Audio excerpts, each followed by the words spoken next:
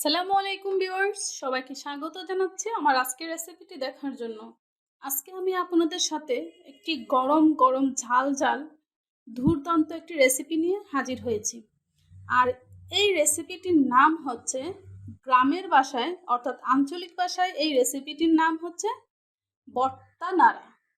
এখন এই রেসিপিটির নাম কি ডাকেন আপনাদের বাসায় আমাকে একটু জানাবেন। তবে আমাদের আঞ্চলিক ভাষায় এটাকে বলে ভর্তা নাড়া। এটা অ্যাকচুয়ালি আমার শাশুড়ির হাতের রেসিপি, খুব দুর্দান্ত খেতে। এই রেসিপিটি অনেকেই স্কিপ করে যান, আবার অনেকেই খুবই খুবই পছন্দ করেন। তো চলুন এই রেসিপিটি তৈরি করার জন্য কি কি লাগে দেখে আসি। তো এই রেসিপিটি তৈরি করার জন্য আমাদের লাগবে পেঁয়াজ কুচি, রসুন কুচি, কাঁচামরিচ, আর লাগবে হচ্ছে যে কোনো প্রকার গুঁড়া মাছ। তো আমি এখানে ট্যাংরা প্লাস বাইম মাছ, ছোটো ছোটো মাছগুলো এখানে রেখেছি। আর লাগবে হচ্ছে চাপা শুটকি বা শীতল। তো আমি এগুলোকে ভালোভাবে ধুয়ে রেখেছি। এই রেসিপিটি তৈরি করার জন্য গুঁড়া মাছ দিয়েও হবে, আবার যে কোনো বড় মাছের পেটির সাহায্যেও কিন্তু এই রেসিপিটি তৈরি করা যায়। তো চলুন আমরা চুলায় চলে যাই। তো ভিউয়ার্স, দেখতে পাচ্ছেন আমি চুলায় একটি ফ্রাই প্যান বসিয়ে নিয়েছি। এবার আমি পরিমাণ মতো তেল দিয়ে দিব। তো আমি তেল দিয়ে দিয়েছি। আর এই উপকরণগুলোর সঙ্গে লাগবে হলুদ, মরিচ, লবণ। তো আমরা দেখতে পাচ্ছি কড়াইয়ের তেলটি গরম হয়ে এসেছে। এবার আমি পেঁয়াজ কুচি দিয়ে দিব, তারপর রসুন কুচিও দিয়ে দিব। আমি 2টার মতো রসুন নিয়েছি মাঝারি সাইজের, আর 1.5টার মতো পেঁয়াজ নিয়েছি বড় সাইজের। তারপর কাঁচা মরিচও দিয়ে দিচ্ছি। দেওয়ার পর এবার আমি ভালোভাবে নেড়ে ছেড়ে নিব। পেঁয়াজ রসুনটা ভাজা হওয়ার আগ পর্যন্ত আমরা অপেক্ষা করব। তো ভিউয়ার্স, আমরা দেখতে পাচ্ছি পেঁয়াজটা হয়ে এসেছে। এবার আমরা ধুয়ে রাখা গুঁড়া মাছগুলো এখানে দিয়ে দিব। দেওয়ার পর একটু ভালোভাবে মিশিয়ে নিব। মিশানোর পর মাছটা একটু রেখে আমরা এই পর্যায়ে এই চাপা শুটকিগুলো দিয়ে দিব। দিয়ে আবার আমি ভালোভাবে মিশিয়ে নিচ্ছি। খুব সুন্দর একটা ফ্লেভার বের হচ্ছে। এর পর্যায়ে আমি হলুদ, মরিচ, লবণ দিয়ে দিব। তো আমি পরিমাণ মতো লবণ দিয়ে দিচ্ছি। তারপর 8 চামচ পরিমাণ হলুদ দিয়ে দিব এবং 1 টেবিল চামচ পরিমাণ মরিচ দিয়ে দিব। যারা ঝাল খেতে একটু বেশি পছন্দ করেন তারা ঝালের পরিমাণটা একটু বেশি দিবেন। আর এই ধরনের রেসিপিতে আসলে ঝালটাই বেশি ভালো লাগে।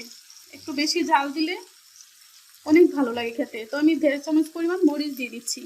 আসলে আমি এই রেসিপিতে ঝালটাই খুব পছন্দ করি। মাঝে মধ্যে খাবারের প্রতি অনীহা আসলে আমি এই রেসিপিটি তৈরি করি, আমার খুব ভালো লাগে। আর তাই আমি আপনাদের সাথে এটা শেয়ার করলাম। তো এই রেসিপিটির নাম কি, আপনারা কি ভাষায় বলেন আমি সঠিক জানি না, তবে আমার শ্বশুরবাড়িতে এটাকে ভর্তা নাড়া বলে। তো আপনারা এটা কি নামে ডাকেন আমাকে একটু কমেন্টসে জানাবেন। এই রেসিপিটির অ্যাকচুয়ালি নাম কি আপনারা আমাকে কমেন্টসে জানাবেন। তো আমরা একটু অপেক্ষা করি। তো আমি এখন ঢাকনা দিয়ে রেখে দিচ্ছি আর চুলার আগুনটাকে একটু কমিয়ে নিচ্ছি। তো কিছুক্ষণ রাখার পর আমি আবারও একটু নেড়ে ছেড়ে দিচ্ছি। চুলার আগুনটাকে অবশ্যই একটু কমিয়ে দিতে হবে। কমানো অবস্থায় রেখে এই রেসিপিটি রান্না করতে হবে, আর না হলে কিন্তু পুড়ে যাবে। তো দেখেন আমি আবার একটু নেড়ে ছেড়ে দিচ্ছি। তো আমরা দেখতে পাচ্ছি আসলে মাছগুলো সিদ্ধ হয়ে এসেছে। তারপরে আমরা আরও একটু রেখে দিব। আর চুলার আগুনটাকে একদম লো পরিমাণে রেখে দিচ্ছি। তো এই পর্যায়ে আমি কি করব, আবারও ঢাকনা দিয়ে ঢেকে দিব। খুব সুন্দর একটা ফ্লেভার বের হয়েছে। আর আমরা দেখতে পাচ্ছি আমাদের ভর্তা নাড়া রেসিপিটি অলরেডি হয়ে এসেছে। কার কার পছন্দ বলেন তো এই রেসিপিটি? আমার কিন্তু খুব পছন্দ। আমি মাঝে মধ্যে এই রেসিপিটি তৈরি করি। আর উইন্টার সিজনে কিন্তু এই রেসিপিটি খুবই ভালো লাগে খেতে। তো এবার আমি চুলাটা অফ করে দিচ্ছি, দিয়ে একটি বাটিতে সার্ভ করে নিচ্ছি।